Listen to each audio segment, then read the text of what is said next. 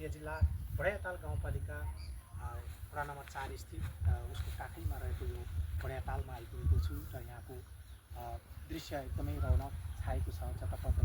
यति बेला तालहरूमा यो कमलहरू एकदमै हरियो भएर देखिराखेको छ। कुनै बेला मलाई आज म त्यति बेला फर्केर हेर्दै 20-22 वर्ष 25 वर्ष झन्डै 25 वर्ष अगाडिलाई चाहिँ यति बेला म स्मरण गरिराखेको छु, जहाँ 5 क्लासको किताबमा पातलगङ्गाको विशेषता मैले अध्ययन गर्ने एउटा अवसर पाइराखेको थिएँ।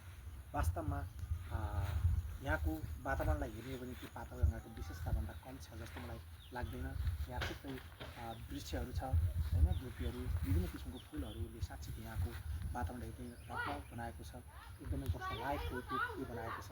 मन प्रफुल्ल हुने धेरै हैन, फ्रेस हुनको लागि एकदमै उत्तम यो बर्दिया जिल्ला बढैयातालले एकदमै प्रख्यात भएको र यहाँको तालमा पाइने एकदम माछाहरू यही एउटा पालनकै मत्स्य पालनकै एउटा रूपमा यसलाई विकसित गर्दै गइरहेको यहाँ दृश्यहरू पनि हामीले देख्यौँ र अहिले भन्दैछौँ।